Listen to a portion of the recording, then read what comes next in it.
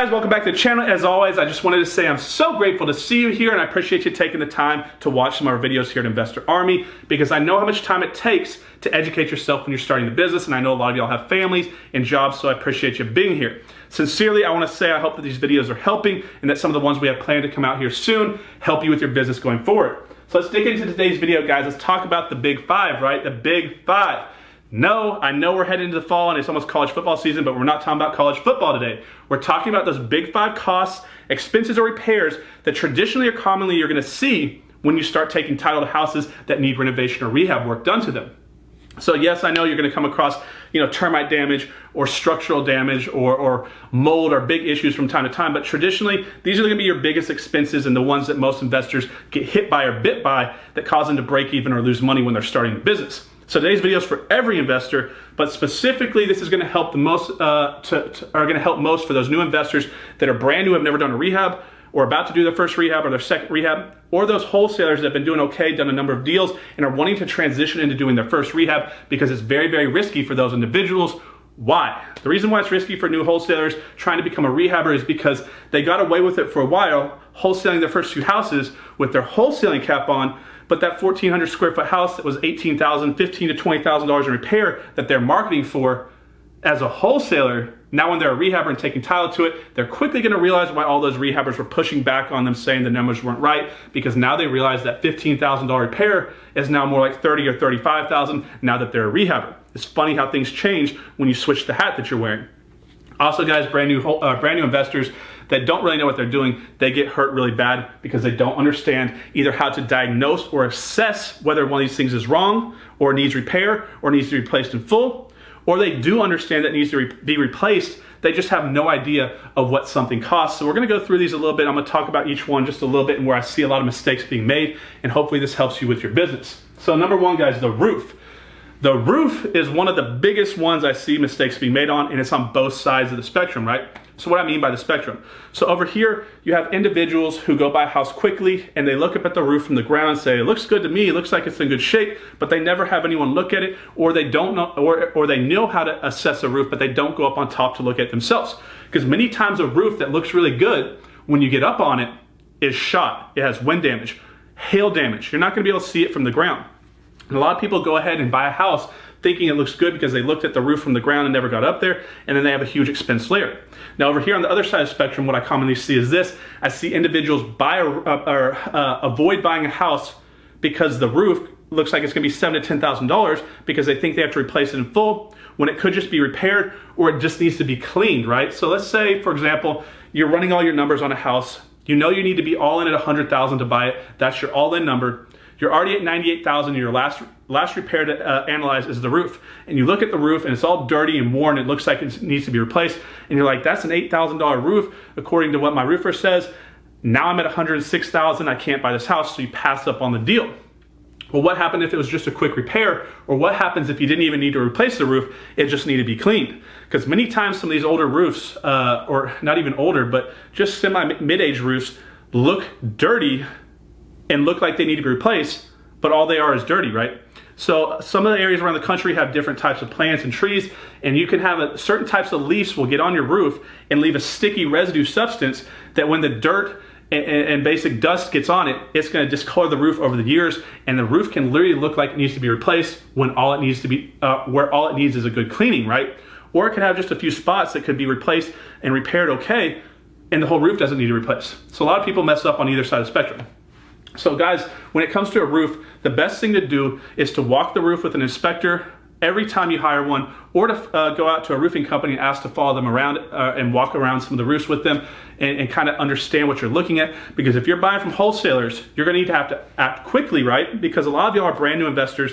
You have a job, children, you don't have the time or energy to figure out how to do direct to seller marketing, so you don't want to be in the stock market, you want to be in real estate, but you have to buy from a wholesaler, and you keep missing the deals. How many of you are out there missing deals? So if you're not being able to win deals from wholesalers, go back and watch our other YouTube channel. It's called Investor Army Podcast. We have the 2 YouTube channels.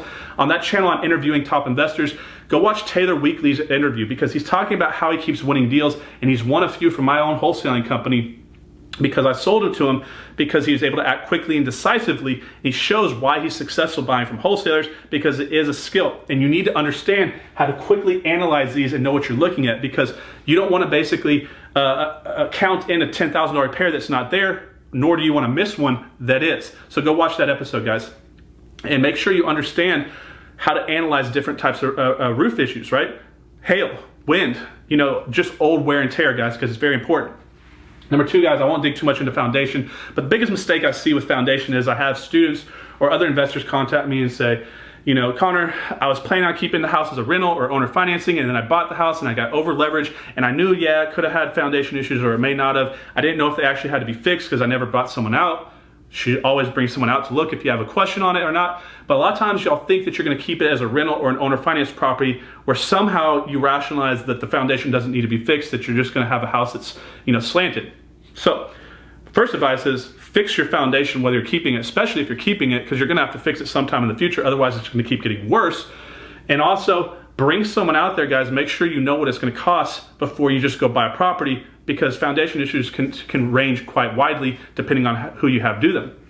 So I see this happen a lot where people get in, they buy it, and all of a sudden they realize they've got too much money out in the field across other houses, they're over leveraged, they have to sell it. Now they go sell it to a retail buyer, they're thinking it's gonna pass inspection, but it gets flagged, and all of a sudden they can't sell the house, and now they have a huge expense right at the end. They fix the house, and then they've got cracks all in the walls, their windows are breaking because they already rehabbed the house and did the drywall, and it's just a big old mess and a lot of costs on the back end. So do it right on the front side, guys. That's as much as we need to talk about on the foundation. HVAC, commonly, here's a big mistake I see for new investors. They're going out to a vacant property and the power and the water and everything's turned off to the property, and they don't make that homeowner turn it on, because they look at it, they say the roof looks good, everything seems good because they're doing a visual inspection, yet they never had anybody else come look at it. They don't know what they're really doing. They're just going on their gut that says everything looks good. And the HVAC system looks great, right? But you don't know until it's turned on, because it could be completely shot. A lot of these houses have been vacant for a number of years. Pieces could be stolen, and then they get in and all of a sudden they have an HVAC that needs to be replaced. To replace a full unit inside and out, and to do that could be anywhere from 3.5 ton, anywhere from $3,000 to $5,000, depending on who you're paying to get it done. Another mistake I see y'all make is that it doesn't need to be replaced in full, and could just have wiring that needs to be replaced, or a circuit board, or something small that's $100 or $200 fix, or that it just needs new fluids put in it, or whatever it could be. It could be something small, and you replace the whole unit. So you need to understand, or have someone on your team that can come check these things for you and make sure you're not spending too much money, or making sure that you can analyze the situation to have it in your budget before you make your offer. Electrical.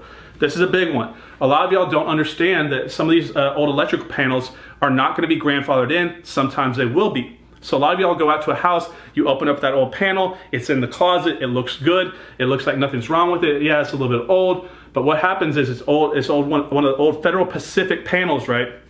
And it's a fire hazard. And so when you buy the house, you fix it up, you sell it, that homeowner is gonna get an inspection, the inspection is gonna come in, and it's gonna say fire hazard, which no family wants to see when they have small children. All of a sudden they go, I got little babies running around, I cannot have a fire hazard, and they're gonna come back to you for the big C word, concession, right? You're gonna have to basically either replace that panel or update that panel and move it outside, out of the closet or out of the room, to where it's more safe and updated to the present building codes. Now, sometimes these can be grandfathered in, but not always. So be very close, or pay close attention, I must say, when you're looking at these houses, to make sure you have a current updated panel, because this can be a big expense. For most of you, it's gonna be anywhere from $2,000 to $3,000 to do this. Now, plumbing, self-explanatory, guys. You need to check the plumbing. But the problem is most people get caught with slab leaks because they don't understand that the water can be completely pressurized. They can have the sinks on, the showers on, the toilets can be flushing, and you can still have a big leak under the house. This happened commonly to me in the beginning of my business, because I check everything. I'd be like, things look good to me, right? And I buy the house, and all of a sudden I go on the back end to sell it. I fix it up, the house is great. Have an inspection done. All of a sudden I found out that there's a gallon of water leaking an hour or whatever it is, and that they read the meter, and I have a slab leak under the house. And I'm gonna have to go fix it, because that buyer's saying, I'm not buying the house without without the plumbing being fixed under the house. So you're gonna have to pull up the floors, you're gonna literally jackhammer through the concrete slab foundation, replace the piping, put everything back together, put the sand back in there, relay the slab, or re-pour the slab and relay the flooring, and now you have a bunch of money out of your pocket, usually anywhere from $2,500 to $6,000, depending on the size of the mistake and how much time it takes to fix it. So you need to have someone on your team that can come out and analyze these things or teach you what to look for, right? Or basically it really comes down to how much time you have to buy the house. So if you have plenty of time and you have an option period, as a new investor, you should always be having an inspection done. And you should be following that inspector literally a step behind him, watching everything he does, because you're paying for that inspection. You may as well ask him as many questions as you can, because this is the best value you're ever going to get on your money as far as educating. You can't even find a consultant or a mentor that's going to teach you as much as a busy inspector is out there in the field. So basically everything I learned about a house was because I shadowed an inspector.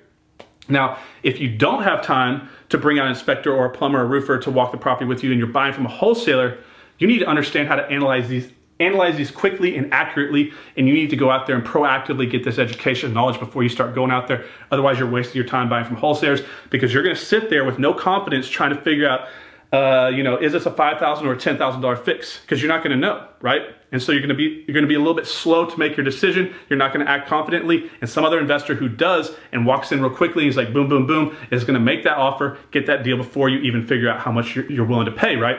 So it's very important when you're new to have an inspection done, understand the cost of these and understand whether or not it needs to be fixed or not, because this is going to basically determine whether or not you make money on a project or it gets delayed and it costs you a lot more money. Because if you have a couple of these, like a roof and a foundation that you thought you were going to get by, now all of a sudden you have an extra $15,000 in costs, plus the extra carrying costs it takes to get done. So you could be up closer to $20,000 depending on the size of the house that you're flipping. And that could be most of or all of your profit. So be very careful, understand your roofs, your electrical, your plumbing, your foundation, your HVAC. There's lots of videos on YouTube talking about these in close detail, with people getting up on a roof, walking you around, showing you what to look for. Otherwise, you're going to have to go out there with a trained professional in your area and understand this before you even attempt to go out there and start making offers on properties, because you need to have this knowledge beforehand. So I hope you liked today's video, guys. If you have any questions, follow us here on YouTube, guys. Subscribe to the channel, and I'll see you on the next video. Have a good day.